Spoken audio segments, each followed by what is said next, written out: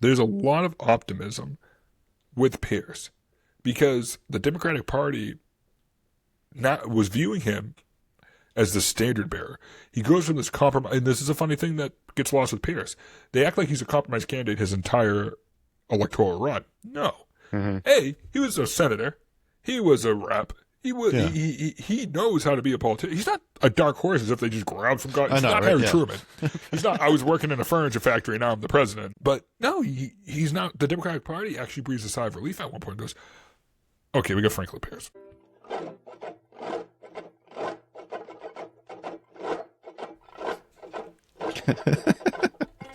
All right, welcome back to The Buck Starts Here, podcast that digs deep into juicy stories, power plays, and wild twists that shape the presidencies of the United States. My name is Kyle, the Frank to Eric's Joe, and for today's mystery, the history boys are trying to figure out who pierced the president.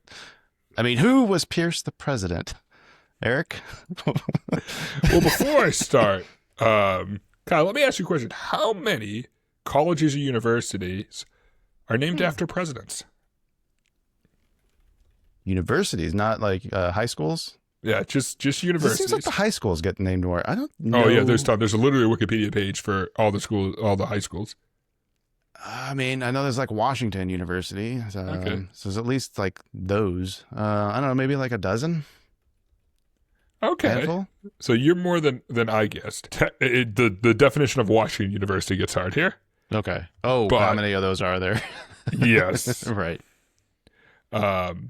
All right, so there are, according to my count, so people please can correct me on here, there's 8 colleges that are named after presidents, all right? Okay.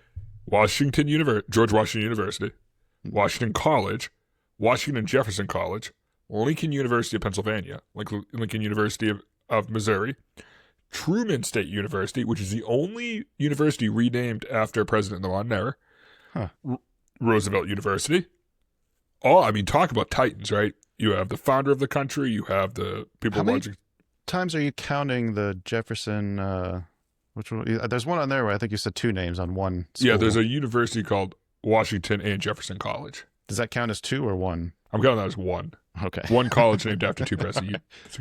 I think we got 7 then. I think you missed one in there then. I have 1. So Washington, obviously George Washington. Literally one of the best colleges in the world. But they're all named after really prominent presidents. You could maybe argue that the list I just said, Truman is the least accomplished of all of them. But he also he kicked off the nuclear era, so I guess he kind of gets that at least. Served, was able to serve multiple terms. Many interesting things under Truman.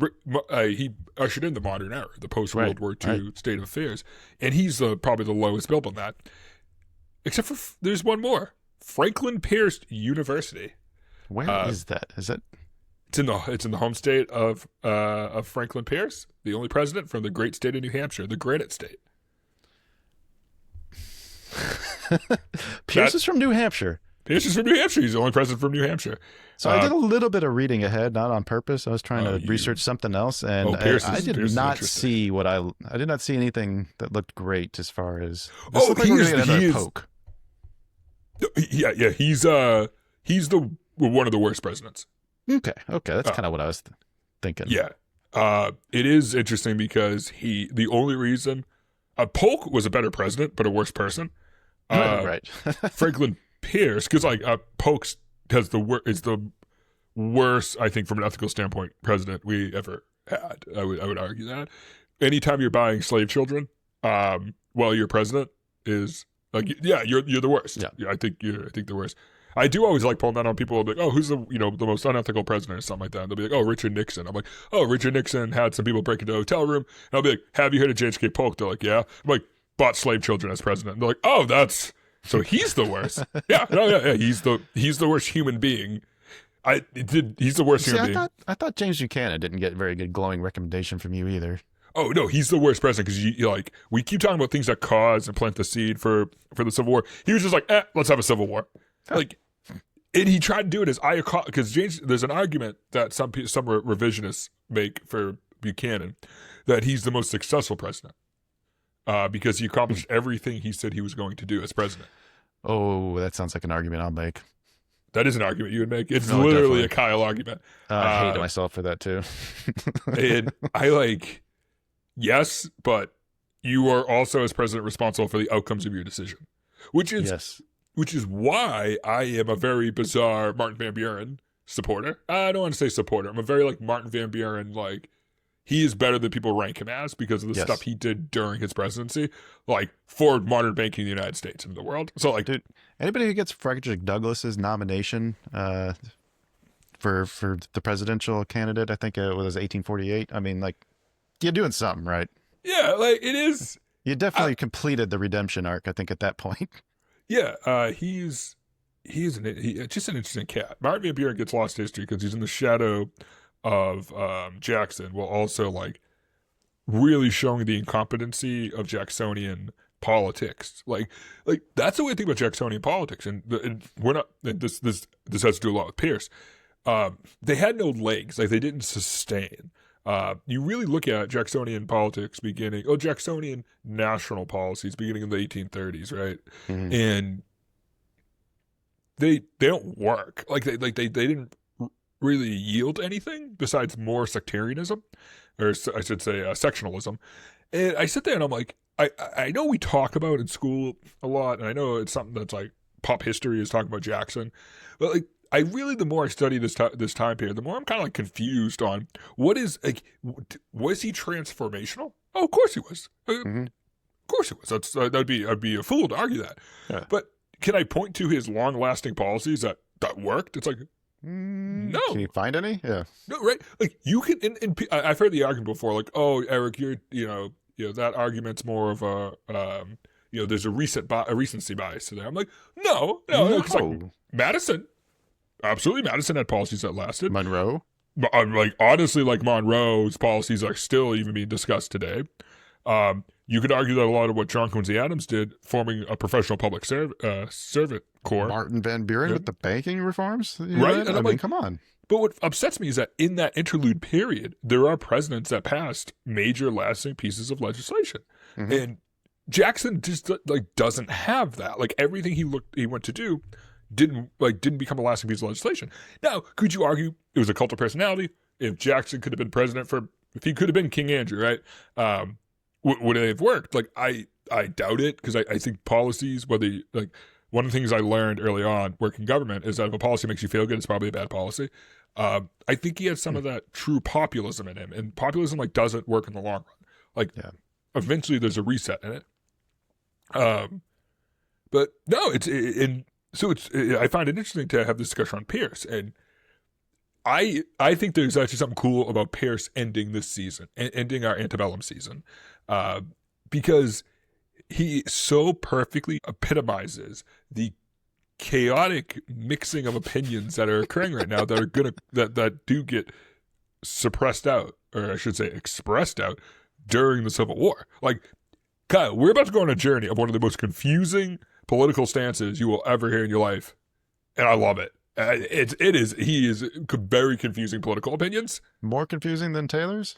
Oh yeah. I mean, Taylor was a man in, Taylor was a man in crisis between his just refusal, the view of his personal life owning, being one of the large slave owners in the United States, mixed with having this idea of slavery not being something that's allowed to tear apart the Union. And we're going to flip this with Pierce. Pierce is the opposite of Taylor. Ironically, he did fight he was a brigadier general during the Mexican-American War. So he'll be the least slaveholder owner president, but also the most pro-slavery president. Is that what you're saying?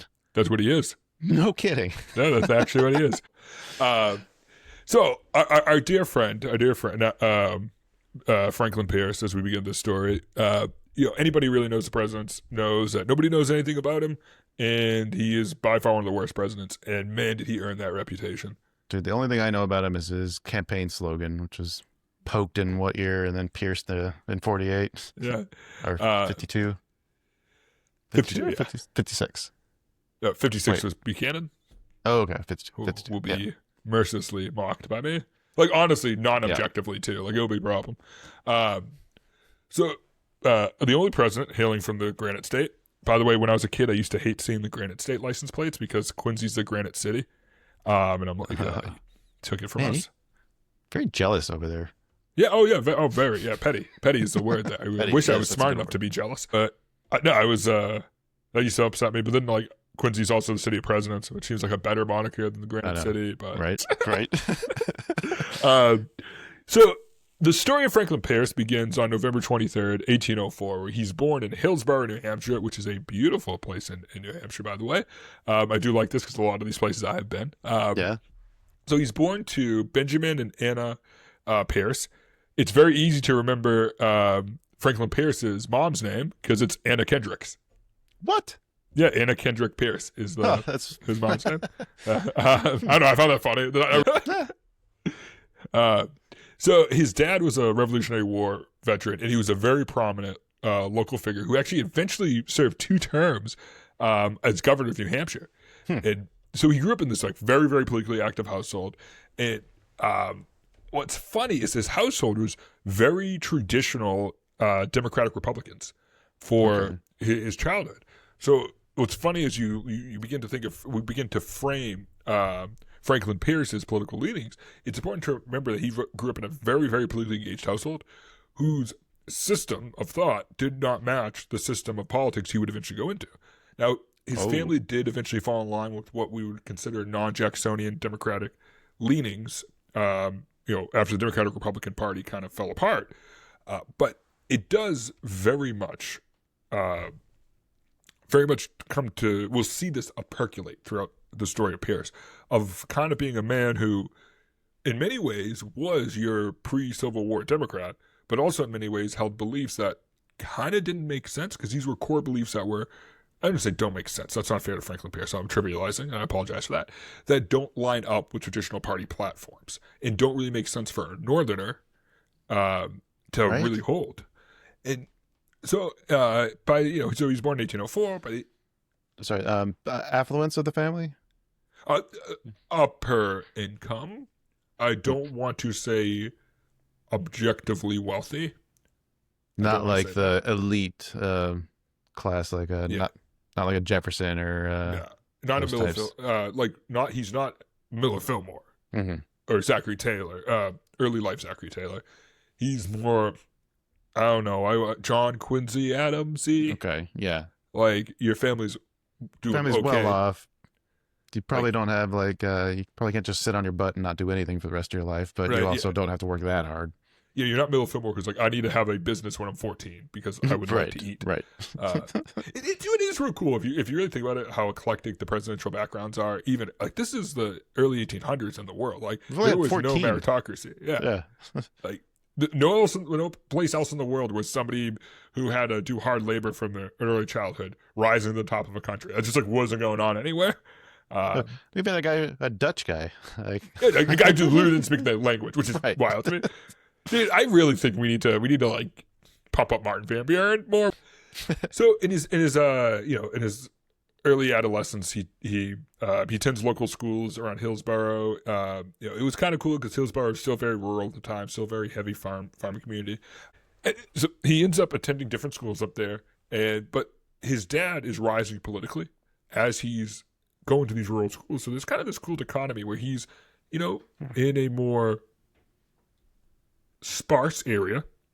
He's getting a good education, but in his home life, his dad is rising in state politics. And that creates this like really interesting viewpoint that Franklin Pierce starts to develop of like being in this community, but realize, rural community, small community, being in that community, but then contextualizing that against what he's hearing from his father and watching his father, climb to the top of New Hampshire politics. And then you also have to mix in that his dad was a Revolutionary War vet. So you have these interesting tidal forces where it's that very, very fundamentalist viewpoint on a Union First guy, because his dad instilled in him the founding of the American experiment. Mm-hmm. With that sparse upbringing, and not an upbringing of need, but then also seeing his dad actionably climb through the political ranks. In this this really starts culminating when he goes to college. So he goes to Bowdoin College in Maine. It was 1824, so it Well, he went there, so he graduated in 24. He went in 1820, so it's literally just when it became Maine. It was Massachusetts before. Actual 4-year degree. Yeah, an actual one, yeah. The first person we have who went to college for the normal amount of time, Right. at a normal age. Right. He was 16. He was 16. That's hilarious. I mean, that's normal-ish. Yeah, I was 17 when I went to college. I guess it's not that bad. So while he's there, he starts developing all these social and political relationships with different people around New England. He's seen as a good student and not top of your class by any standpoint, but really thoughtful. But he started really showing interest not just in law, but in electoral politics because he's seen his dad do it. So he starts understanding the idea of platforming, the idea of like you elect a set of politics, not necessarily just a politician. Did he and his dad get along well? Did his dad have the same viewpoints as he did once we get to later on? Because it sounds like a completely different person at this point. So it is kind of interesting. We don't have anything on like their interpersonal relationships I could find. But given what I could find, what I was reading up on his dad, I don't know. I don't want to say they had polar opinions, but I definitely think you're in the right direction, Kyle. But their foundation was the same, which is this union first, right? That the union must preserve. Oh, he just went to the wrong side of the issue. That's what I think would happen. That's what I think happened. Okay. So, he graduates college in 1824, and he immediately starts a legal apprenticeship. And he studied law through, the normal path, essentially clerking for an already established attorney. Though, interesting enough, he did kind of the opposite of a lot of presidents who become lawyers. He was already a party organizer by the time he had passed the bar. So he became, and this is where we begin to understand every president who, this sounds stupid, every president who was elected. So even though we talk about these presidents, he was a horrible president, blah, blah, blah, all that stuff. Like, no, you still won an had election. enough support, enough of the country liked him, yeah. Yeah, we can't look at history as flat. We have to look at it as in historiography, like the idea of looking at history through the people who lived it.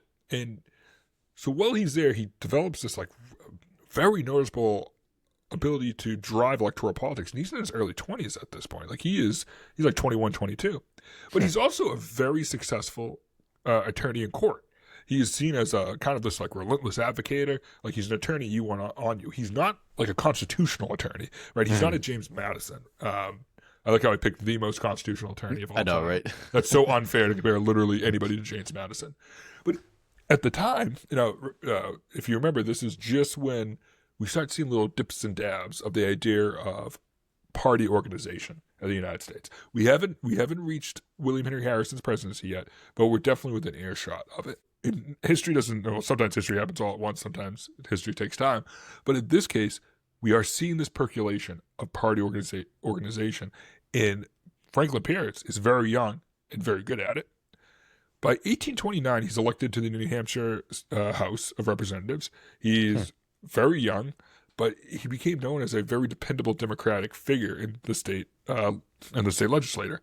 And what was unique about it is that, and again, this is 1829, so we're talking about 25-year-old, is that he's not only seen as a humble and bright young man, but he's seen as very, very good at advocating. And something you'll see over and over again is how he's described as it's not so much that he will debate you. It's not so much that he's kind of like quiet man Zachary Taylor, right? It's not so much like he's a John Quincy Adams where he's just smarter than you. And I often think John Quincy Adams wish people were smarter than him because he probably would have had more success. But he's seen as this kind of relentless figure of like when he pushes something, he pushes for it. He doesn't do it in a way that inherently upsets people, but he does it in a way that he's not unbiased at all. And it's like, it almost sounds like he wears you down. Kind of, yeah. Like kind of. He's just, right. He's not unmovable. Like but once he takes a position, he's hard to convince otherwise. So by 1831, or by the time he's 27, he actually becomes the Speaker of the House for New Hampshire. Yeah. Oh. Still, state Speaker of the House is nothing to sneeze at. Yeah, 27. Yeah, because then you have to be 25 even to run for Congress. So how many people are in New Hampshire at this point in time? It's still very, very, very sparsely populated. I think it Yeah. only has a handful of electoral college votes, so I think that put it somewhere in like the hundreds of thousands. But Yeah. even today, New Hampshire's a fairly Right. sparsely populated state. Yeah, it's still, even now, it only has like, what, 3 or 4 votes? It's like 3 or 4 million. Yeah. Yeah. It's first primary in the country. That's kind of cool. Yeah. Random New Hampshire fact. So after he rises to prominency as Speaker of the House of New Hampshire, he is. There was kind of the not questioning, but it's interesting to put somebody that young as Speaker of the House. But the party, he lived up to the expectations, and the party fell behind him. So now the Democratic Party is looking at a young, bright, clearly politically savvy organizer who was able to do the job, and he was able to do the job well. Yeah, but we're also getting to the point where that party's about to transform, I guess, in the best of words. Collapse would be the other way of saying it. Oh, you are very right, my friend, because in 1833, he gets tapped to run for the U.S. House of Reps for New Hampshire. Oh. And he wins. And he wins well. So he enters the U.S. House. He's representing New Hampshire, and he consistently aligned himself with the Jacksonian Democrats at the time. Because right now, it's 1833. You're really looking at like remnants of the Democratic Republican Party, which is now kind of like the National Republican Party, which was kind of an interesting part. We had a conversation on this. Like, I still go back and forth that that's a party.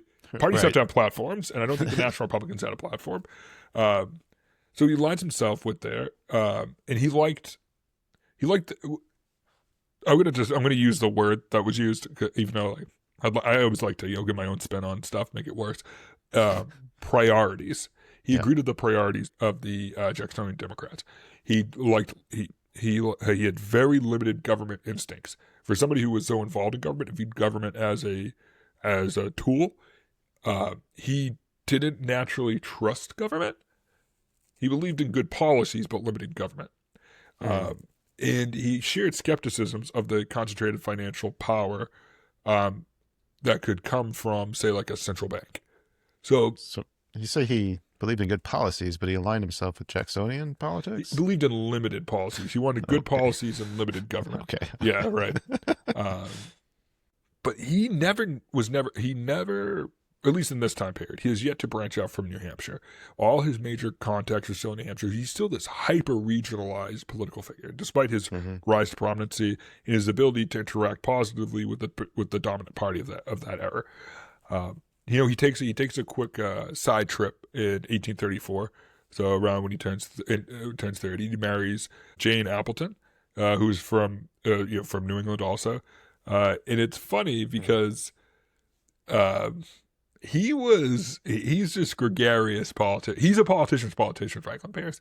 Okay. One of the funny things when you're around, especially politicians at the national level, is they're very likable. That's how they get elected. Right. Like every politician that I hear people like, rant on left or right, rant about. I'm like, yeah, but that person, if you met them, you'd like them. Just like, have you met a politician you didn't like? Like once you actually sit down and talk to them, right? I mean, everybody hates Congress. Everybody loves their congressman. Right. Yeah, I mean, I've met politicians who I don't share a single belief with, who I'm like, yeah, I can see why they get elected. Like, a likable person. But Jane was very private. Yeah. She did not like public life at all. She didn't want to be seen. She knew she loved her husband. It wasn't like listen, there were social and political advantages to their marriage because of how prominent the Appleton family was in New England at the time. But with that said, everything appears to be... We know that's the blueprint to success for the... Marry a rich woman from either Virginia or New England, and you will have success. Yep. But she very much did not like the politics side of it. She didn't like public life. She just wanted to go do her own stuff, which is cool to me. I think that's really cool. Yeah. So there was definitely advantages to the marriage, but by everything I could tell, it wasn't a marriage of convenience. It was a marriage. It's always hard to speculate because you're not in their lives, but they seem to love each other. No. They did have 3 kids, but unfortunately none of them survived to adulthood. Oh man, I hate when you hear that. Yeah, there was Frank Jr. He died as an infant. Frank Robert died as from typhus at age 4, and Benjamin Pierce died at 11 in a train accident that happened just before the inauguration, which is that is. God, I thought Calvin Coolidge had it rough. yeah, that is horrible. Imagine like you're getting ready to get sworn in to be president, and then there's a train derailment and you lose your son. Yeah, and not only that, but this is like when trains are new. Yeah, dude, I didn't even think of that. Yeah, Right. like oh, geez, why does that get so much worse? So he ends up, so he serves out the rest of his time in the U.S. House of Reps. So in 1837, he gets tapped again by the Democratic Party, and they say, "Hey, we." There's a bit of a panic going on. Can you help us? That's like literally what they said. They were like, right? "Hey, can you run for the Senate?" So he's like, "Yeah, sure." And he served during this, very financially unstable time period, but also had so many party conflicts. This is because if you remember during this late 1830s, early 1840s, the Democratic Party without Jackson without Jackson as prominent, is really trying to define itself. Right. And you can make an argument, it did not define itself in this period because it did have this weird fractionization. Kind of felt like it fell apart, and Martin Van Buren had to go course correct. Yeah, exactly. And he became, known less for his national leadership, but he did become very well known for his loyal party service, and he became known as very politically reliable. Not only it wasn't like he was a rubber stamp yes vote all the time, but he was known as somebody who you could explain your position to and explain the importance of it to your platform, especially in such a period of instability, that he became just very reliable about getting his points across, being able to act in a efficient manner, especially relative to everything that was all the horrific stuff that was going on at the time. Sounded like he was their whip. He was a little bit like a whip, dude. He really Did they have whips at this point? Yes, but I don't think we'd consider them like whips we have today. Right. I think he would be. This sounds a lot more modern take of that. Yeah. Yeah. So 1842 comes around. He's getting up for re-election. He decides he doesn't want to run again, so he resigns. And he chose to return to New Hampshire. He started a private law practice, and he kind of just took a break from national politics. And he enjoyed himself. He enjoyed being an attorney. And so for the next 4 years, he kind of just is an attorney. He's still very involved in the Democratic Party, but he's all working behind the scenes. He's a son of a governor, former senator, former rep, former speaker of the state house. He has all these connections, and he's a competent attorney.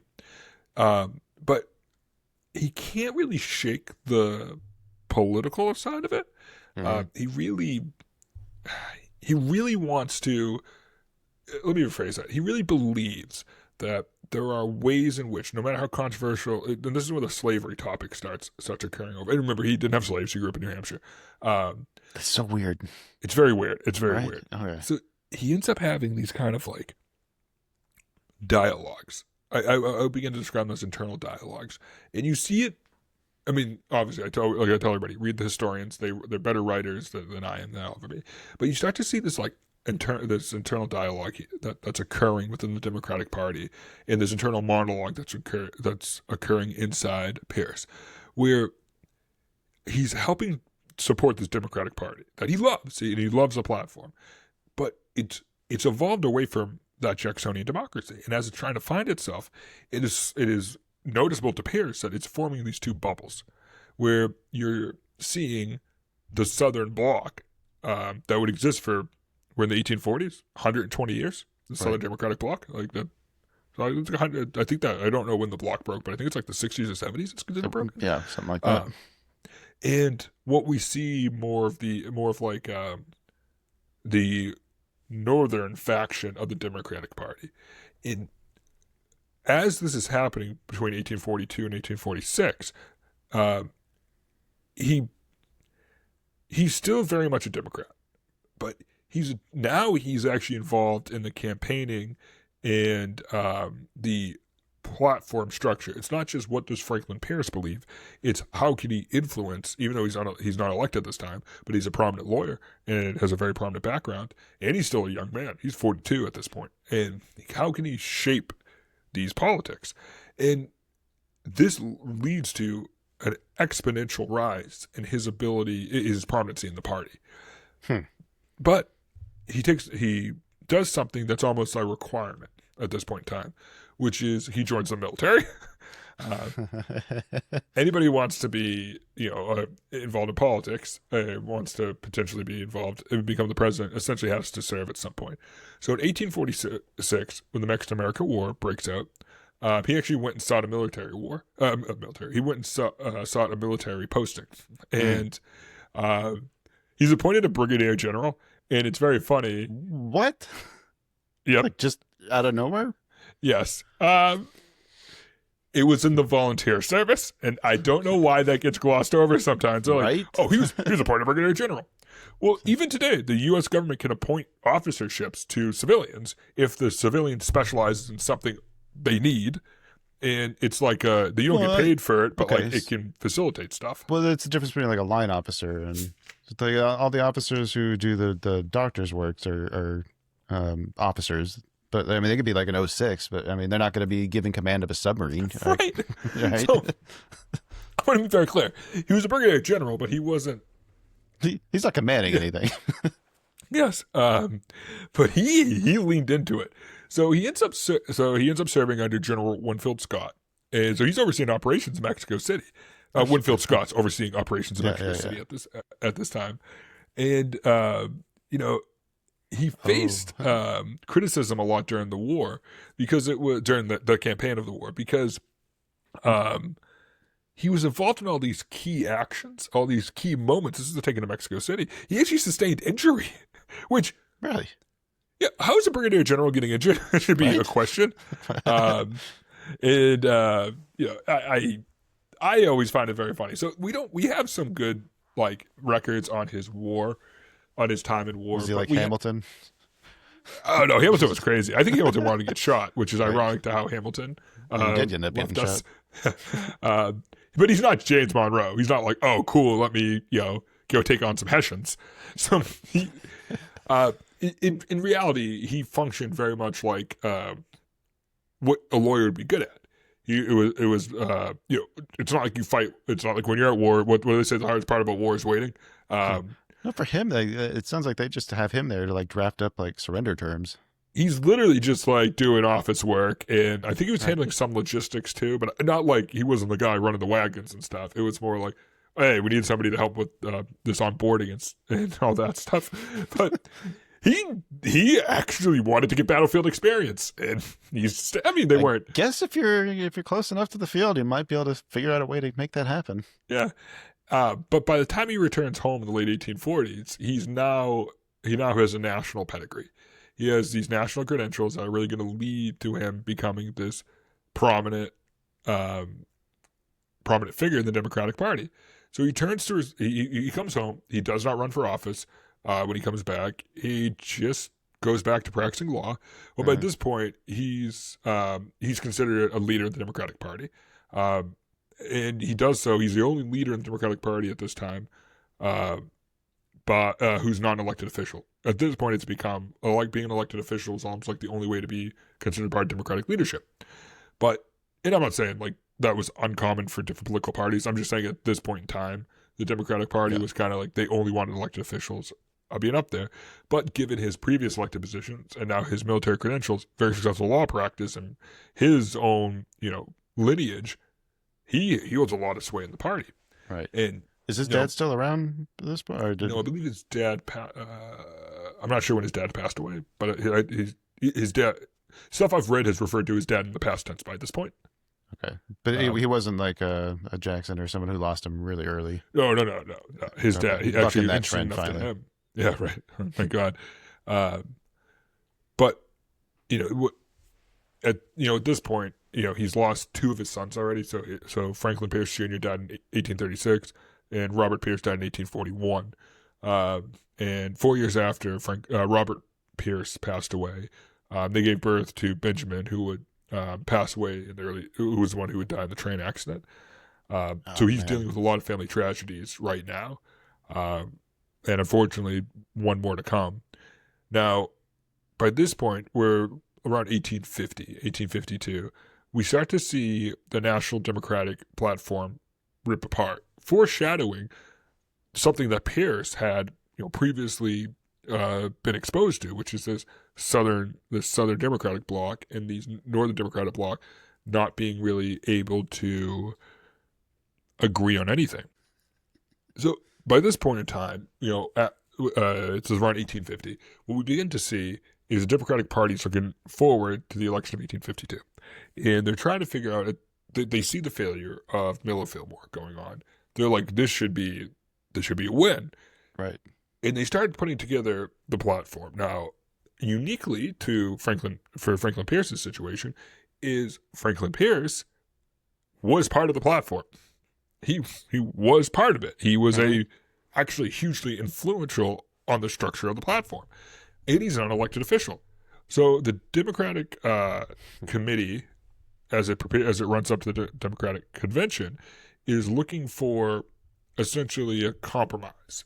Now, there is something that gets referred to in this era of history, especially in political history, as the compromise era, where people were continuously making compromises to put off the inevitability of the Civil War. Well, that eventually percolated up to we now started having compromise candidates. Mm-hmm. Zachary Taylor was not one. He kind of was, wasn't he? He was just such a big war hero. I think either party would elect. It's like if Eisenhower ran as a Democrat, he was winning. But I think Miller Fillmore was. I think he was a down ticket compromise. I do believe that. Mm-hmm. They picked somebody who agreed with everybody, and then agreed with nobody. Right. So the Democrats are looking to field what they want to see is somebody who could unify the party. Well, it's hard to get better than that than Franklin Pierce. It is, but he's not this overly charismatic. He's gregarious as hell, but he's not this overly charismatic. He's a charismatic figure that the nation loves. He wasn't a war hero. He served in a war, but he's not a war hero. I don't want to make it sound like he played pretend going to war. That's not. Some people write that, and I'm like, that's not really what happened. Like, nah, it's not. I mean, somewhere in between the two, I think. Right. He's not Taylor, but he's also not Jefferson. Right. Bravely running away. Yeah, just being like, I don't want to be here. So bravely ran away. So he ends up attending. He ends up attending the Democratic National Convention in Baltimore in 1852. Now, what's important to remember is Pierce was not the most polarizing national figure, and he benefited from not only just being well connected, but had not been identified as a champion of any of the factions with the Democratic Party at the time. So Pierce is where we. Oh, so he's kind of a blank slate, I guess. Like that's okay. So what came from his presidency? There really wasn't a whole lot to kind of let us know that was coming. Yeah, there was really no signs of it when June 1852 rolled around. That's wild. So he was not a leading front runner when it started. He wasn't really even in contention. But he was well liked. People liked him. Like, right. One of the guys who walked around the convention, talked to the Southerners, talked to the Northerners, talked to like that weird mid-Atlantic Democrat that like at low key became kind of like a swing vote-ish piece, which is I find very funny because there wasn't that many mid-Atlantic Democrats at the time. Like, who's he running against too? Is it Winfield Scott? So it's a good question on Winfield Scott. So Winfield Scott was kind of a free agent style of candidate. But because he aligned so closely with the idea of unionism, which obviously would see him leaving the Union Army at a point very soon in the future. Just crazy because he's from Virginia. Winfield Scott ends up running as a Whig and defeating, as we talked last week, defeating Millard Fillmore, right, as the Whig candidate. But it's a campaign that almost immediately has no legs to it. So as Pierce gains the nomination, that's where the term dark horse comes from. That was the first time that was kind of really used in U.S. politics, is he's seen as this compromise candidate. And I don't want to say dark horse, that's the first time dark horse was ever used in U.S. politics. That's an insane sentence, but it's the first time like contemporary usage occurred. Right. He ends up getting nominated on the 49th ballot because people just give up. And they're just like, who's the one guy we all like? Huh. And they're like, Franklin Pierce. And wild. his running mate's William King, who's from Alabama. I don't really have anything interesting to know about William King. Okay, but Besides his name's Billy King, which is funny to me. how much do you think the slogan played in him winning? Because That's that's a pretty good. Now we pierce you. That's a pretty Right? good. That's a pretty good slogan. But how much did Millie Fillmore being a horrific president? He wasn't running again. Was we just thinking that generals die after a year of office? I mean, Zachary Taylor and funny. Henry Harrison, like both of them, That is true. right? Like, maybe take a break on the generals. They don't seem to handle the stresses too well. And then they elected a brigadier general. Well, he was a brigadier I'm general. joking. I didn't mess with it. So he runs against Winfield Scott in the election of 1852, and it's a beatdown. So Winfield Scott wins 4 states and territories. So he wins Kentucky, Tennessee, Vermont, and Massachusetts. Ooh. What a weird, and that goes back to the long, deep-seated rivalry between people from New Hampshire and people from Massachusetts. I was just gonna say, do they hate each other that much? Oh yeah, no, they're very, Like even Vermont too. yeah, Vermont's its own thing. They're weird but syrup just- cartels. So yeah, right. So he totaled up Winfield Scott 42 electoral college votes. I mean, just not even remotely. Not even close. Yeah, not even remotely close. So after, and this kind of goes, he's elected, and unfortunately, his only surviving son passes away in January of 1853, and there's a lot of optimism. There's a lot of optimism with Pierce because the Democratic Party was viewing him just before, this is like November 1852, but this obviously carries through his inauguration and early presidency, as the standard bearer. He goes from this compromise, and this is a funny thing that gets lost with Pierce. They act like he's a compromise candidate his entire electoral run. No. Mm-hmm. Hey, he was a senator. He was a rep. Yeah. He knows how to be a politician. He's not a dark horse as if they just grab some guy. I He's know, not right? Harry Yeah. Truman. He's not, I was working in a furniture factory, now I'm the president, and I'm It's going not to drop. Chris Rock and head of state. Yeah, no, exactly. No, it's the guy's problem. Sometimes we overplay that story. But no, he's not. The Democratic Party actually breathes a sigh of relief at one point and goes, okay, we got Franklin Pierce. Like, oh, okay, we got somebody who knows how to operate. This will be good for us. And they will be proven wrong on that. They will be proven wrong. And so obviously next week we will cover the short but very concentrated ilks that make up Mr. Pierce's Concentrated. presidency. Ooh, I like the way you said that. Well, as Eric just said, you can join us next week. We'll get to see how Mr. Pierce wields his power. But while you were waiting, I want you all to go into the comments, pretend like it's 1852. Comment section is that ballot box, and I want you to cast your vote. And good luck picking a side in this one. Email us at buckstartsherepodcast@gmail.com if you want to keep your votes anonymous. Make sure you resurrect those thumbs and subscribe on your way out. Visit the website to stay up to date. We'll see you all next week. Produced by China Shop Productions.